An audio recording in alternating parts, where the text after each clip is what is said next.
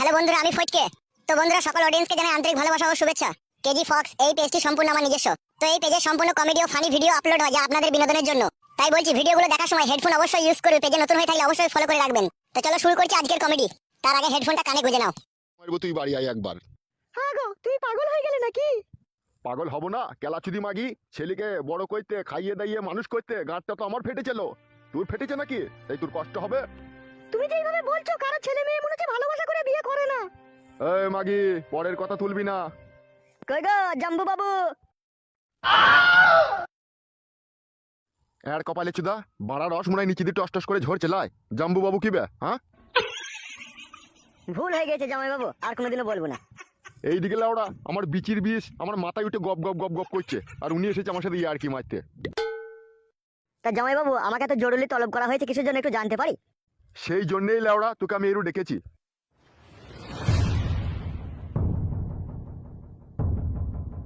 তোর ভাগ্নে ফাটা কোথাকার কোথা একটা শুনছি নাকি চুদুন ক্যাবলা বলে একটা লোক তার মেয়েকে নিয়ে চলে গেছে লাউড়া। তাই নাকি জামাই বাবু? বড় ঘাড় মারা কেস হয়ে গেছে তো তাহলে। হ্যাঁ লাউড়া, সেই জন্যই তোকে এরু ডেকেছি আমি। তা বলো জামাই বাবু, কেন ডেকেছো? আমি ভাবছি একবার চুদুন ক্যাবলার বাড়ি যাবো, বুঝলি তো, সেই জন্য তোকে ডেকেছি। তুই আমার সাথে একবার চো। ঠিক আছে জামাই বাবু, আপনি যখন বলছেন তখন তো যেতেই হয় একবার। চলুন তাহলে। চো লাউড়া, হাট। ওগো, তুই যাওয়ার আগে একটা কথা শুনে যাও। কেন তুমি এরকম করছো বলো তো? একদম চুপ করে থাকো, কোনো কথা বলবে না। ছেলেকে আমার খাইয়ে পড়িয়ে মানুষ করতে অনেক কষ্ট হয়েছে, ঠিক আছে? চুপচাপ ঘরে বসে থাকো। আমি বাবা, আমি কি করব কি না করব সেটা আমি বুঝবো। চোবে চো, হাট। জামাই বাবু, আমার উপরে রেগে কোনো লাভ হবে না। এই কথা কম, চো সোজা হাট। কেলা চোদা স্বামী আমার, ছেলে একটু ভালোবাসা করে বিয়ে করেছে তো করুক, তার সাথে শত্রুর মতো ব্যবহার করছে।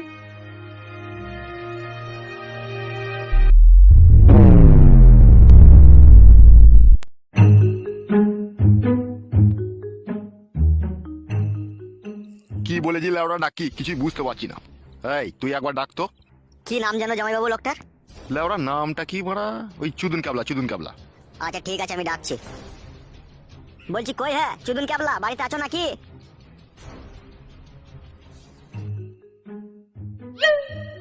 কি ব্যাপার, কি হয়েছে, তোমরা আমাকে ডাকছো?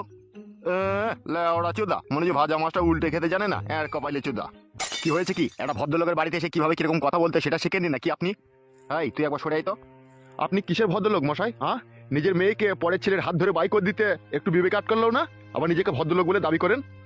দেখুন মশাই, আপনি ভুল করছেন। আমার মেয়েকে আমি ঘর থেকে বাই করে দিইনি, আর ও কার সাথে কোথায় গিয়েছে সেটাও আমি জানি না। হবে তোকে এত নাটকে শেখাইলু কেবে এই বয়সে? মুখে লাগাম দিয়ে কথা বলুন, এটা ভদ্রলোকের বাড়ি। তোর মতো এরকম বালের ভদ্রলোক আমার বাড়িতে দুটো তিনটে করে ঝিয়ের কাজ করবে প্রত্যেকদিন। বোকা চুদা, নিজেকে ভদ্রলোক বলে দাবি করিস, তোর মেয়েটাকে তো আমার ছেলের সাথে পাঠিয়ে দিয়েছিস বে তুই।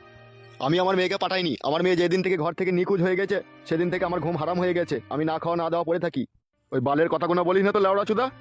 মেয়ের বিয়ে দেওয়ার ভয়ে পরে ছেলের হাত ধরে পাঠিয়ে দিয়েছিস। তুই তো শুনেছি মুদিখানার দোকান আছে বে, ওই চারনা টানা হলুদ মরিচ বেচে লাভ হয়। বোকা চুদা, ওই নিয়ে হয়তো 1-1.5 লাখ টাকা জমিয়েছিস, দিয়ে দেখেছিস যে আমার মেয়ের বিয়ে দিয়ে দেবো, টাকা কটা খরচা হয়ে যাবে, তেমন আমরা বুড়ো বয়সে দুজনে বসে বসে খাবো। সেইভাবে আমার মেয়েটা আমার ছেলের সাথে তোর মেয়েটাকে পাঠিয়ে দিয়েছিস বে। আমি বুঝতে পারছি না।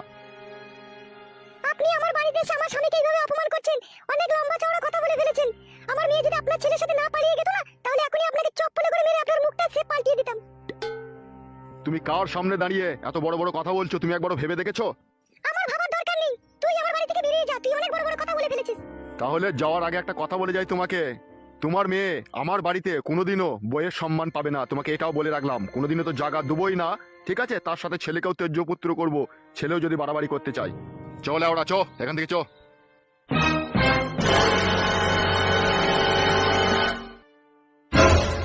তুমি দেখেছো আজকে আমার মেয়ের জন্য পর মানুষের কাছে আমাকে কিভাবে অপমান শুনতে হচ্ছে বলো? আমি কি অপমান শোনার লোক? এক এক সময় ইচ্ছা হচ্ছে আমি বিষ খেয়ে মরে যাই। তুমি মন খারাপ করিও না, ঘরে চলো, সব ঠিক হয়ে যাবে।